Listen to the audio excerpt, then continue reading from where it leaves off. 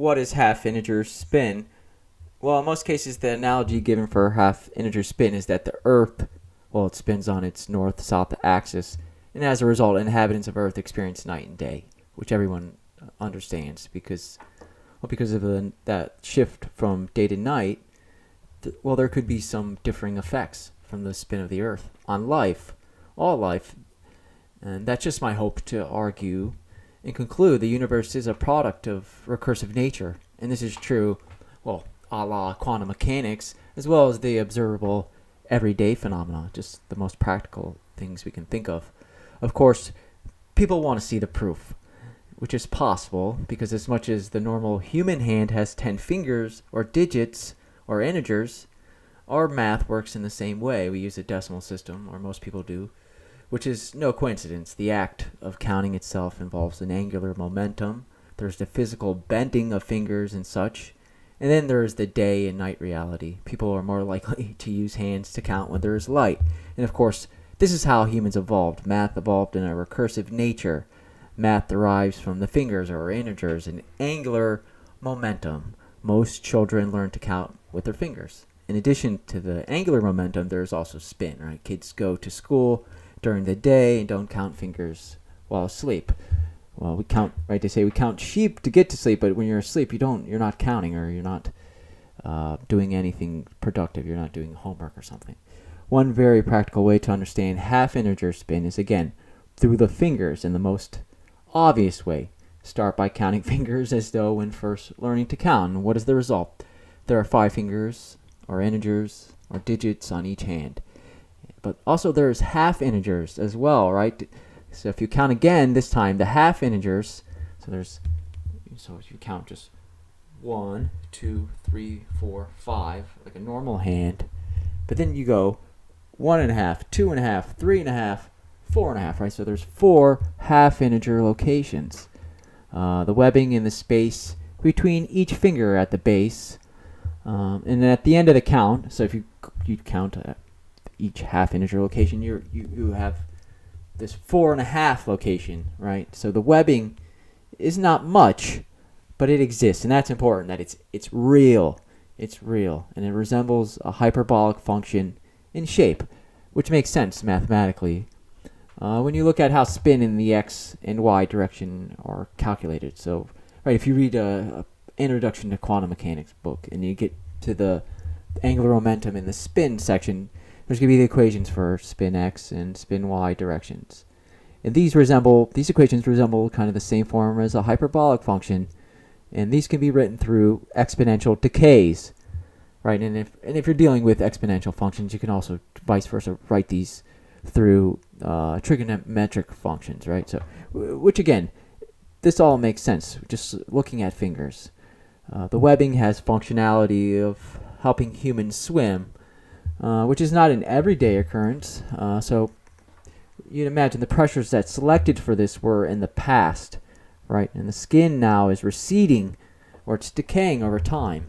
Right, to see this kind of exponential decay, literally, in your finger. And if we had like this ensemble, or sometimes people try to do this where they show like the monkey going to the human, right? That over time, you'll probably see that we become less aquatic, right? We're becoming more terrestrial. The hyperbolic function resembles a shark's fin, and the webbing in between each finger resembles kind of 2 shark's fin, right? If we drew like a line to the middle of it. So furthermore, there's another quantity, if you go through the quantum mechanic books, the s squared, right? So the s and x, you have s and x, but then you also have a quantity called s squared, or the spin squared is real, right? You want to see what's real. And this exists as quarter integer. So we could imagine this is located at the half of the half integer, right? This is kind of this shark's fin, which again makes sense because the x and sy spins, well, we can see them, but better yet, right, the sy is imaginary. So better yet, a way to say this is that the raising and lower operators are imaginary. We don't necessarily in our lifetime see that it'll decay, but we can imagine that it does just through kind of this ensemble, or if we piece together this kind of all the kind of positions that it could have took over time and how it evolved.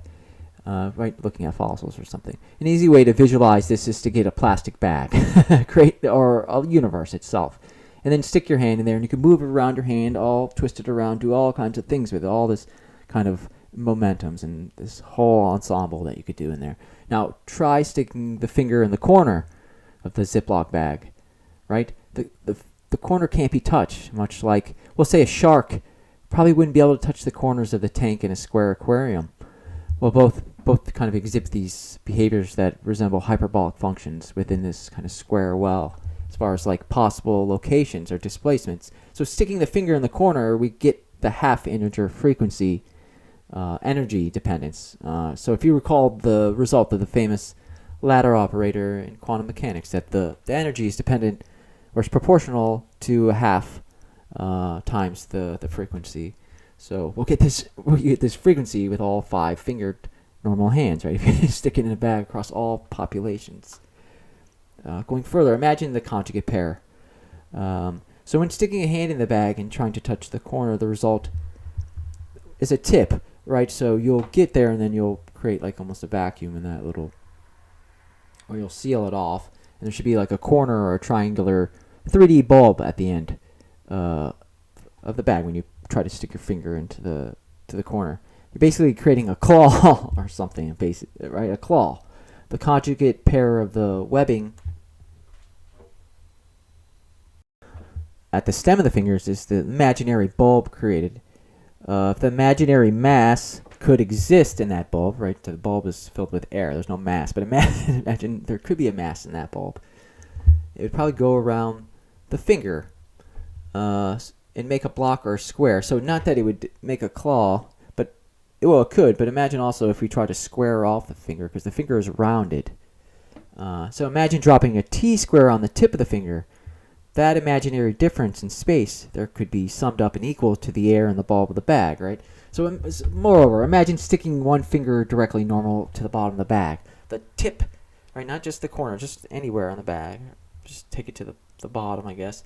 And then the tip will touch, but as you move away from the tip, right, as your fingers curve up, it's decaying exponentially, or it's growing kind of away from the bag exponentially.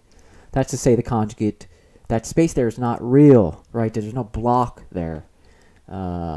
So for a semi-aquatic animal, then the reciprocate pairs in the half integer system would be kind of like this webbing, and then the claws, right? That we don't really have claws or these kind of like square or right angles at the end of our fingers. On land, the claw is better situated. We can imagine a bear would get closer to touching the corner of the bag because, well, it would have nails that could be filed down in such a way due to system requirements that it forms these kind of right angles, or that you could file it down. But in reality, for a normal hand in modern context, like a normal person, the average person, the webbing, they'll have webbing, but their fingers are not going to have these nails, right? That could go into the bottom of a bag or something. There's no pressure for that. Just from aesthetic point of view, that nobody wants. But in reality, for a normal hand in modern context, right, there's no need aesthetically for that. And then the webbing itself is real, but it's decaying or has some partial functionality. People still swim, but it's not like we need to survive by swimming. But in some circumstances, yes, people do survive by staying afloat in the water. You can imagine at some kind of point, maybe there was a very high pressure for being able to survive, maybe for some kind of like amphibious animal, and then somehow that imparted some evolutionary advantage for later on mammals and stuff. But the pressures for not having web feet are greater, right? You don't want to see like your potential mating partner, they take off their shoes for the first time and they have like duck's feet that's completely webbed or something, right? That there's just not a high enough pressure for the web.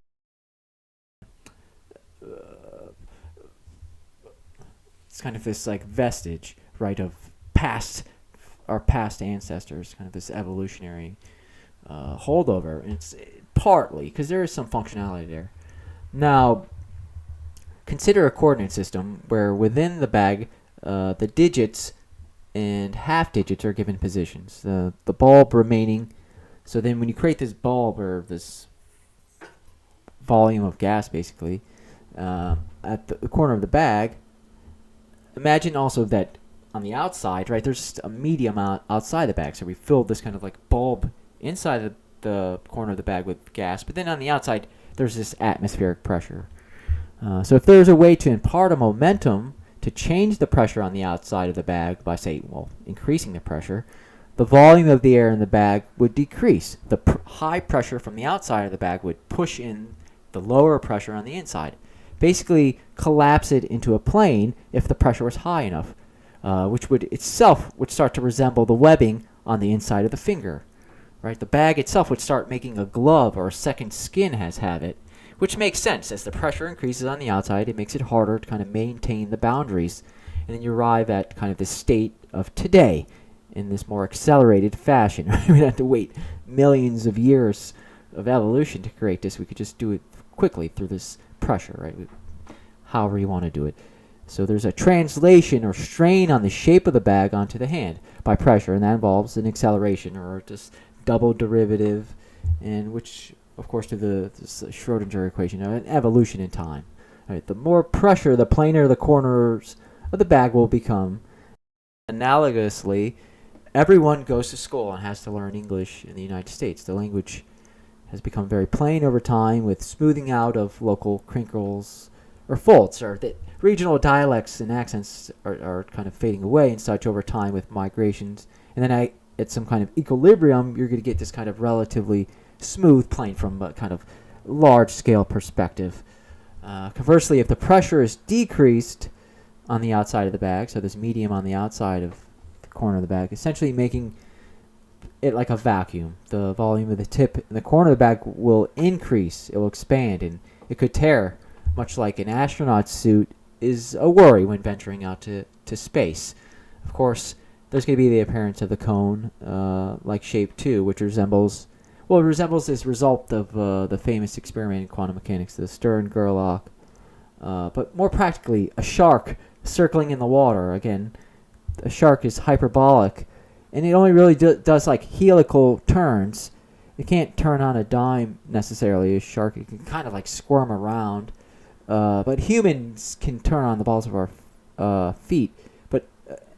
And then a shark is kind of different too, that it can't dive down, but it uses kind of this separate function to regulate its altitude in the water, an air bladder. So again, it does these kind of like helical descents or turns.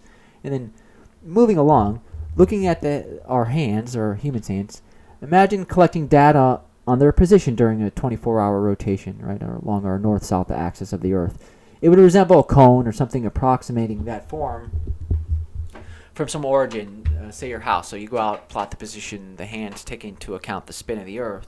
The result will be this expanding cone, which is of course due to Euler's expansion of that expanding out the Euler's equation to a series. There are a factorial possible combinations for each step generated. So how much we can generate, we're bounded by our hands and feet. There are only a certain finite amount of natural states one can go to as far as time, right? We're limited to time, and we can only go so fast.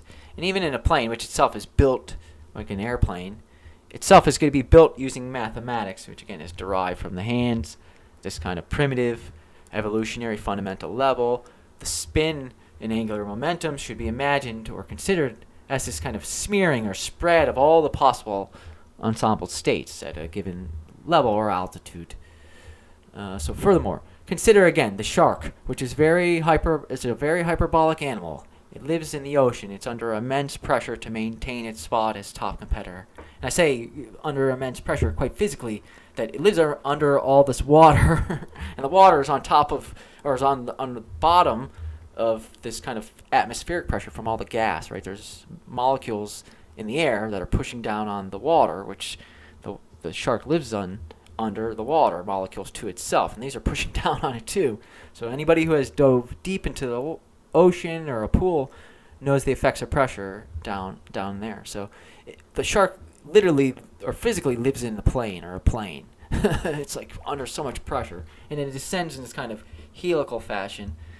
And then also there's the fact that, or it's thought that sharks don't sleep, which is interesting considering, right, that humans do. We sleep at night, right? This is one of the telltale signs that we have this half-integer spin that affects us.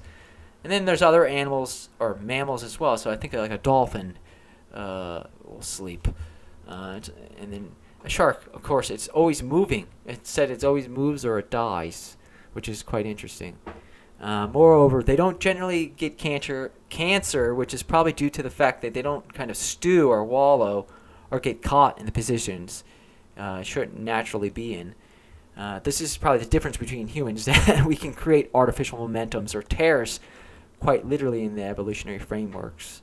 Or plastic bags, right? Have you like this evolutionary framework we're working in. And we can get closer to the corner of the bag than before. It probably has to do that we have more than one half-integer spin, right? That we can go up to, 4.5 and then up to 9, right?